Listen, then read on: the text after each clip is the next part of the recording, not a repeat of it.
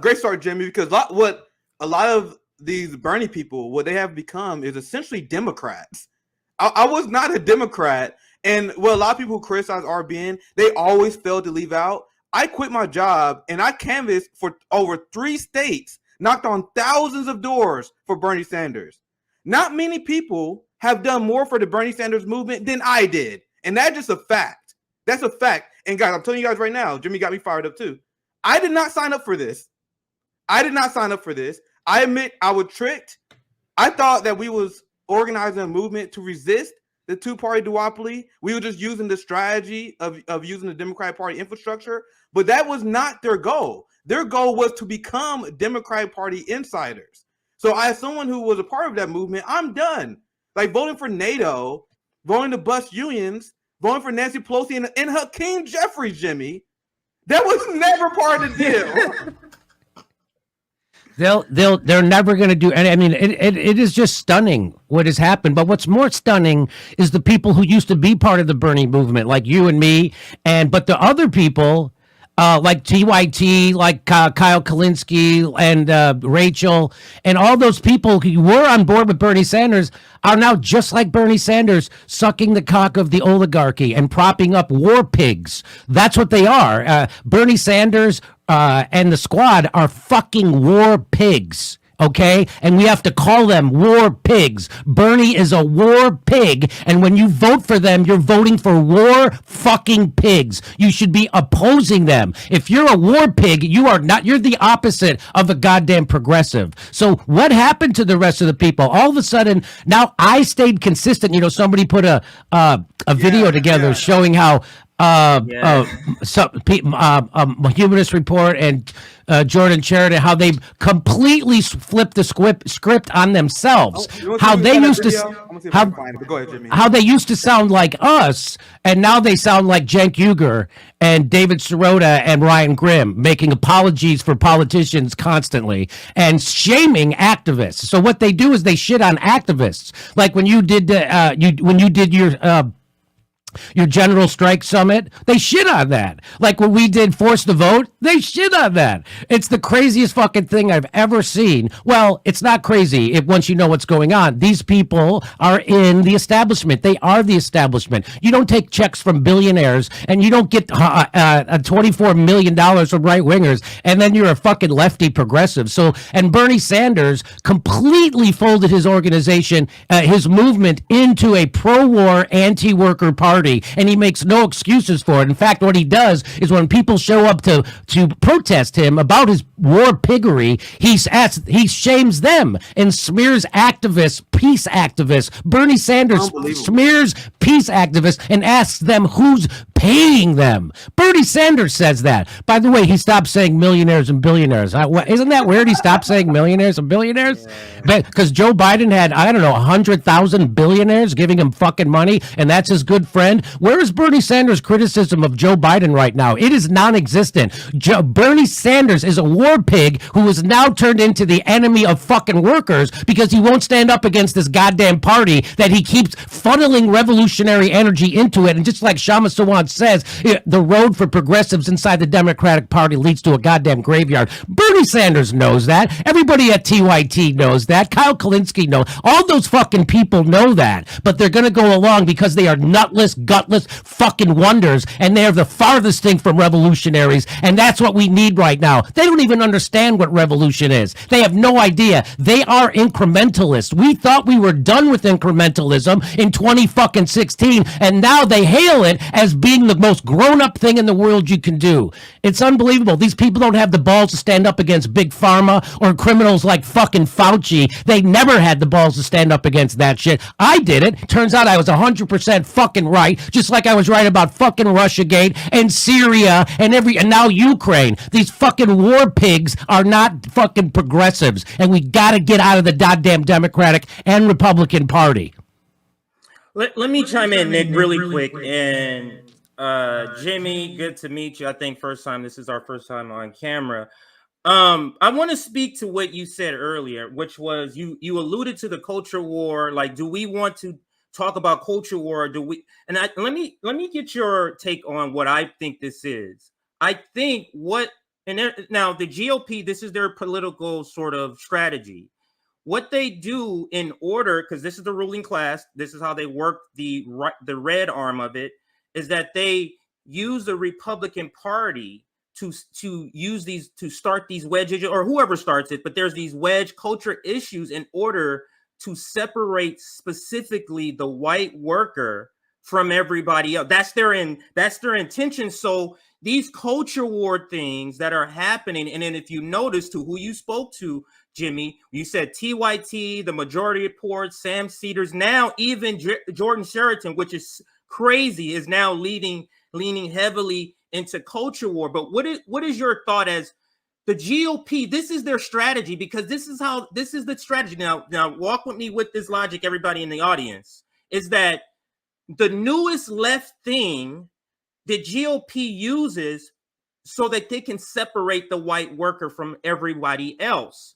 And then the reason they do that is because the pop culture starts on the coast and it doesn't reach middle America till later. So, for example, cigarette smoking in California, they thought that was crazy when I went home to visit in Houston. But then, then it travels inland. And then, so this is one of the issues. Defund the police is another one, where it's like these very new or newish or rebranded issues where, and maybe trans could be one of them. Defund the police is another one, where these culture wars, they're trying to fight in order to separate the white worker. I know it is a mouthful, Jimmy. Any part of that, if you want to address or just give your opinion on that. You're muted. He's muted. Of division.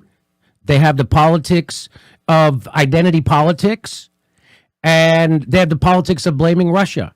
So, I have a brother who all he cares about is Russia. He thinks Russia is they committed a coup on this country. That's what they'll say. And I'm like, Russia can't even get their good vodka into Trader Joe's. Russia did not do this. The reason why 80% of workers live paycheck to paycheck, half the country can't afford a $500 emergency, and we got people living under every bridge, is just because of Vladimir Putin. It's because of the criminal, corrupt motherfuckers that we've had running this country for 40 or 50 years. Your democracy was stolen from you a long time ago, and now so what they have is their corporate media to report every story in a way that divides the country. I was watching a clip from The View yesterday, and they were covering Balenciaga, where those people are grooming little kids for sex stuff.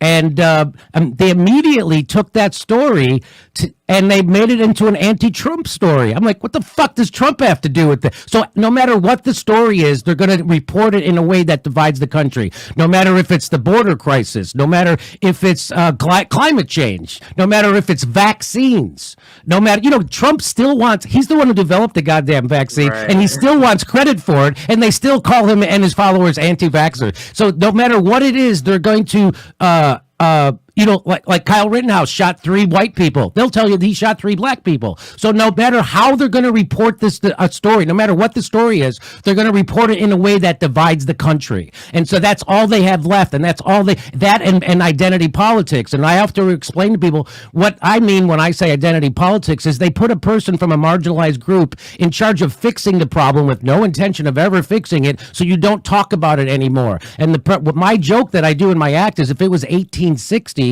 the Democrats wouldn't be fixing slavery. They'd be bragging about their first transgendered slave owner. So that's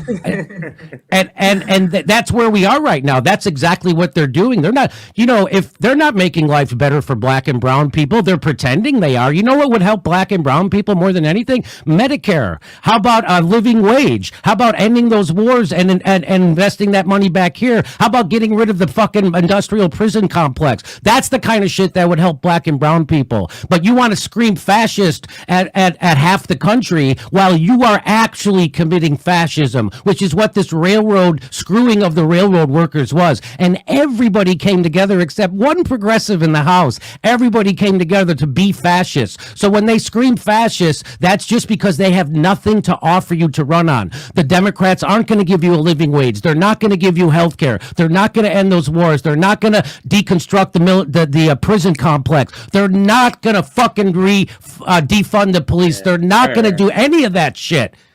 So that's all they have left, and that's exactly right. It is. They don't want you to think about a class war because that's what this is. They want you to think about a culture war, and that's all they have now. So we have people. We have Pete Buttigieg, right? So Pete Buttigieg, who has two things going for him: that he's gay and that nobody knew anything about him because he fucking doesn't have any accomplishments. The guy couldn't fix a pothole in South Bend, Indiana. They made him head of the fucking transportation. And then in the middle of the biggest supply chain fuck up in them, people can't get their fucking baby formula. And that guy takes a month off fucking work on purpose. And I'm for parental leave for everybody except that motherfucking guy. I'll tell you that. In the middle of really, so when people can't get their fucking baby formula, you're gonna go fucking home, and so you can watch your nanny raise your fucking kid. Anyway, that's all they have now is identity politics and the division and the politics of division. And so that's why the message of my show and my live show is that working people of the same class, left, right, black, white, it doesn't matter. We all have a common enemy, and that's what they don't want you to understand, because once we figure out we have a common enemy, we can do great things like Christian Smalls did in Staten Island organizing Trumpers against the fucking man, because we all have a common enemy. Yeah, and to your point on identity politics, it drives me crazy, and I piss a lot of liberals off, and I'm glad because they actually hurt our communities. You have a slight echo, Nick. Yeah, it echoes whenever I talk when Jimmy's now you're clear. Yeah, there you go. Now you're clear. I don't know why. It's when when I mute Jimmy, it works. But for example, how they bastardize identity politics, they have Karine Jean-Pierre, who apologizes for the United States intervening in her own country. She's Haitian, right? You have Ilhan Omar, who supports the U.S. intervention of Somalia. You have Rashida Tlaib that provide cover for the Zionist Democratic Party. You guys see what neoliberal identity politics gets you? Meanwhile, what we talk about in RBN, we bring a material analysis to it. So, despite being 13% of the population, and I'm sorry, I got you mute. I'll mute you some, Jimmy. Despite us being 13% of the population, we are 40% of the homeless population. I'm talking about Black Americans. So, if you uplift and you end homelessness, that's the best way to address the material needs of Black people. And while doing so, you help the white working class, who is also homeless. The same with Medicare for all. Black people have the highest amount of medical debt in this country. So if you get Medicare for all, you pass that, which is massively popular. There is no more pro-Black policy than that. And not only do you uplift Black people, you then get a rallying cry for the poor white worker that is also selfish, that want to improve their condition while uplifting the Black community as well.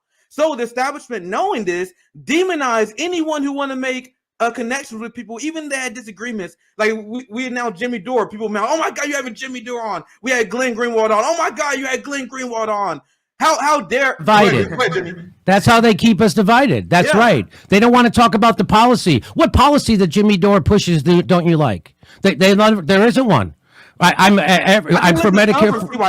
I can list a ton. I can list a ton of them. Cenk Uygur endorsed the fucking Republican running for goddamn mayor, and then he gets on Twitter and starts yelling about right wingers. It's unbelievable. I'm sorry. Go ahead. Yeah. So obviously, and you admit this as well, we don't agree on everything, right? But is it Jimmy Dore calling us Putin puppets because we speak now on the Ukraine war? Is it Jimmy Dore calling us grifters because we have a General Strike Summit? Is it Jimmy Dore that's smearing the March for Medicare for All? He spoke at it. He's not getting in our way. If you guys see, we call all the people who get in our way. At what point is Jimmy, is Glenn, is any of the people you ever seen on this show get in the way of our ass? Meanwhile, TYT is straight up producing propaganda. And that's okay, apparently. People literally okay with funding the military-industrial complex. People apologizing for you. I literally seen progressive Jimmy do apologize for U.S. intervention in Haiti. But that's okay. But if we have a different take on the cultural war issue or anything insignificant, then we're supposed to ignore each other. We're supposed to hate each other. I reject that. If you came out with some pro-war bullshit, then yeah, we'd be calling you out. But it's usually the boutique left, the NATO left that is doing that. But CJ, Jimmy, I'll pass it to you guys if you have anything you want to add to that. No, absolutely. But I do want to lean into another part that Jimmy that you alluded to, because this is something I have been curious about. So I was working on a segment where I was covering, because I was trying to find the genesis of when it went from good to bad for you with them. Like when, because I found footage of you and Jake pleasantly having conversations. I found all of this footage. I found you and Jordan, and to see the dynamic now, like just recently, Jordan tweeted about something about you said and tried to get people riled up. I just don't understand. Besides personality, or maybe it's only personality, do you think it has something to do with you going from, I'm willing to support progressive Democrats to now I'm not supporting any Democrat at all? Do you think it has anything involved with they're sheepdog or they're shielding for the Democratic Party and you are opposite? And because you're one of the more popular podcasters on the left who absolutely will not support the Democratic Party, you are a major target. Do you hear any truth in that part of it? And what happened to the Bernie Sanders left? Well, Bernie Sanders folded them back into the Democratic Party and they followed. That's what happened to the squad too. The squad doesn't have a leader, so they look to Bernie Sanders. Bernie Sanders is going to suck Joe Biden's cock until the grave, and so they go right along with them. And so the reason why I didn't change is those videos that we were talking about earlier, that Joe put together, shows that I've stayed consistent, and my critics have all changed. They were on board with me. We're done with this incrementalism. We're done with the two-party duopoly. They're both pro-war, anti-worker parties. And in 2016, Chuck Schumer, there's a famous video I play on my show all the time of him saying it doesn't matter if we lose blue-collar workers in Pennsylvania, because for every blue-collar worker we lose, we're going to get a white-collar worker in the suburbs in Michigan and Wisconsin and Ohio. And of course that didn't happen, and they lost the presidency to a game show host. And so there is no this idea that there's somebody represents the working class. That's why people were desperate enough to vote for a clown like Donald Trump in the first place, because they've already voted for Joe Biden for 45 years, and he locked up half the fucking country, and he made it illegal for you to get relief in bankruptcy for the other half of the country from their medical debt or their student loan debt. So they know what the fuck they've got. They voted for Hillary Clinton and Barack Obama, and their lives got worse. Whose lives? Black and brown people's lives got worse. And Trump only managed to deport half as many Hispanics as Barack Obama did in his first term. So this idea that voting for Democrats is a vote for the minorities is bullshit. They use that identity politics to shame you into voting for them, but the shame is all on them. They just revealed that they are fascists, and that's not hyperbole. That's the fucking definition of fascism.